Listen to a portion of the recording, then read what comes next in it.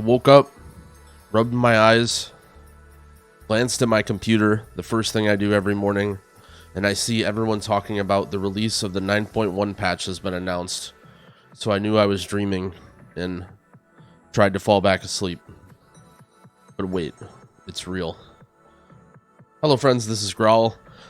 It's here. They finally announced the new 9.1 patch date. It's going to be June 29th, although not everything is going to be coming out at that day. In this video, I'm going to go over briefly some of the changes, what they're rolling out, how they're going to be rolling it out, and what to expect, in case you haven't been following that closely or you're just coming back to the game. If there are any of these things that you want me to expand more on and make full videos on, let me know in the comments. Maybe the new Mythic Plus rating system I know a lot of people are talking about, or just healer changes and what healers are looking good in the next patch.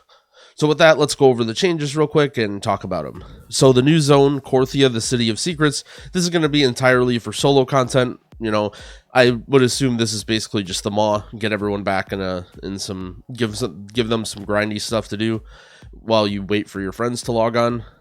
There's new Covenant legendaries. There's one legendary for each Covenant class combo. So for example, there's a Venthyr Shaman Lego, Carrion Shaman Lego, Venthyr Priest Lego, Carrion Priest Lego. Some of them are good, some of them are bad. You may be wondering if it's worth making. Soul Ash now is much more plentiful than it was on release, so don't be afraid to just make one and try it.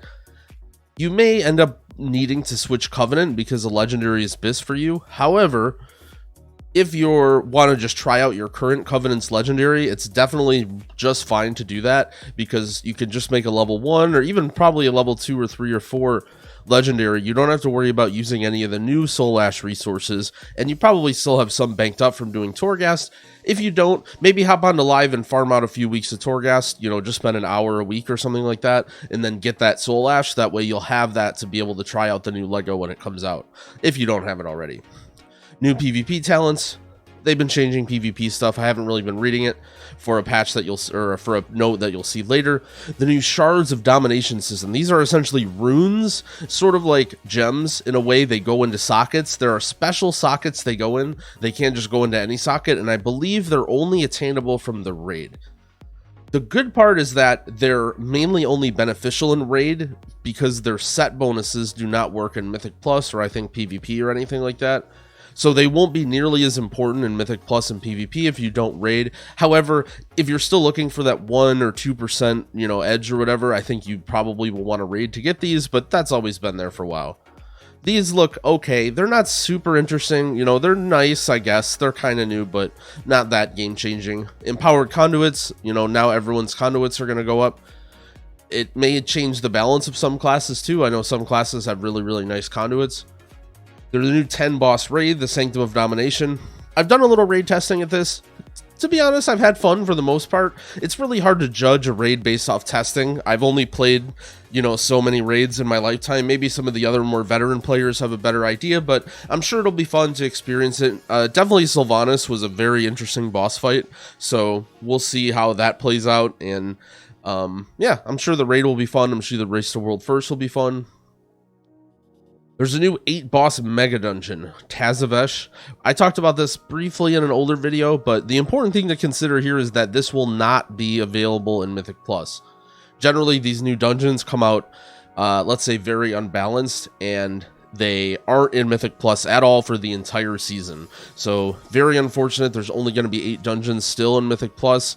I'm praying, maybe this is copium, that they come out with a 9.15 patch and they add this dungeon in halfway through the season, but not super likely. So chances are you're going to play it the first week. It's going to be maybe a challenge, but even then it's Mythic 0. You're going to get the achievements and whatever you want in maybe the first week or the second week, and then you're never going to go back again until the next season when it's in Mythic Plus.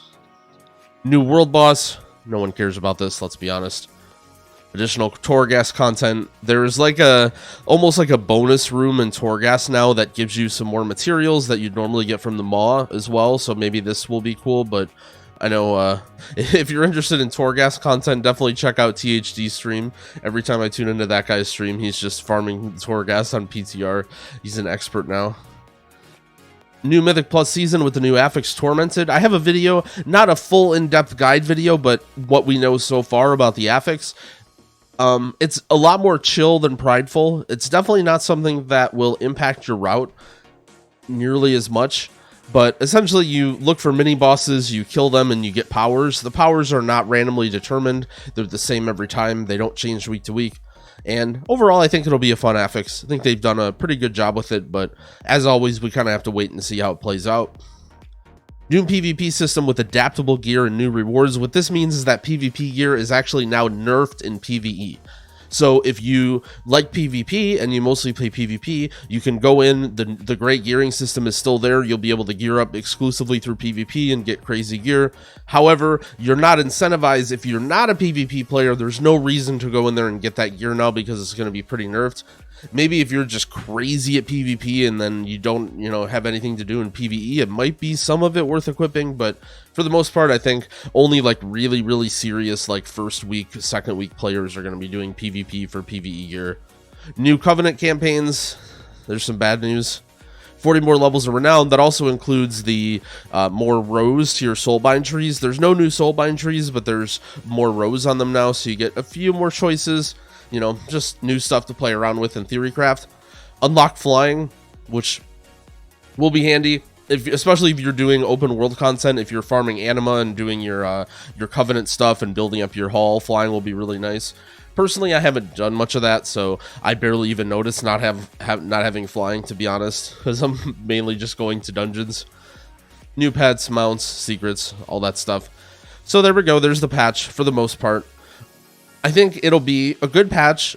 They've definitely made lots of good changes, balance changes especially. The balance of the game is already okay, and it's getting better and better, so very impressive on that end.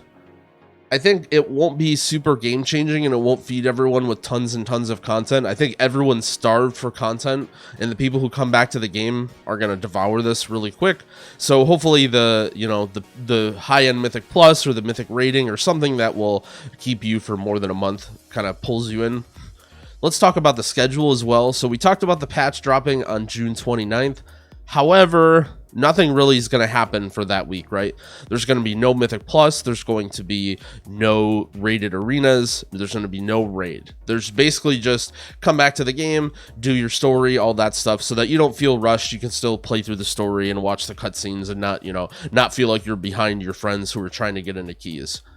Then the next week, normal and heroic difficulties unlock, as well as, I believe, Mythic Plus and rated PvP. However, the gear item level on that is capped. So, for example, you can't just farm 15s to get gear. I think it's capped usually around level 10. However, this is the first new patch that they've done since the new Mythic Plus gearing, so I don't know exactly how it's going to work. I don't know what the Valor cap's going to be. I don't know what it's going to be on the first week. They may not even know what that's going to be yet, but just know that this isn't necessarily a week that you go super hard. This is a week that you mess around, experience the raid a little bit with your guild, maybe farm some keys, do whatever. The one thing you do want to do this week, however, though, is at least whatever weekly keys. Even though you're farming the keys for end of dungeon loot, I believe on July 13th is when your first weekly chest comes in. And so even though you won't be getting loot, you will want to push up to get your weekly 14 or 15 and maybe more, depending on how serious you're playing in this week.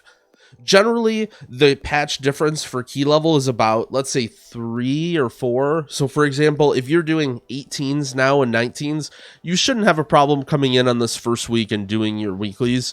However, if you're mainly only doing your weeklies right now and you don't have that much experience on higher keys, getting a 15 may be a challenge for you. Not impossible, but it may take a little bit of work, especially because there's going to be a lot of good players trying to get 15s. Because people are gearing up alts, people are gearing up for the raid, and PvP, all that stuff. So my advice to you on this first week is, if you're struggling to get into groups, push your own key up, because you'll probably be able to play with some really, really good players. So check out their previous season's Raider IO score, check out their Mythic rating experience. Maybe they're not a big key pusher, but there's some crazy raider with good gear who's a good player, right? So if you're struggling getting into groups on this first week, make your own groups.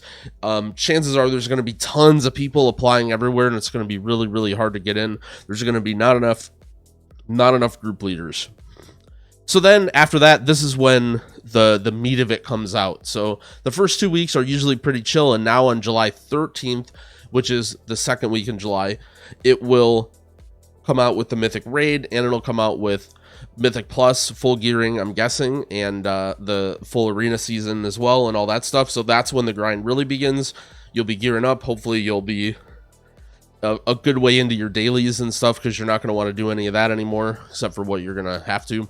And yeah, so that's it. You'll be coming back. You'll be chilling for a couple weeks, reuniting with the old buds, and then July 13th is when the grind begins. LFR wings, 1, 2, you know, all of you guys are Mythic Raiders. I already know that. Everyone that watches my video is a cutting edge Mythic Raider and a world first key pusher, so you guys don't worry about LFR, right?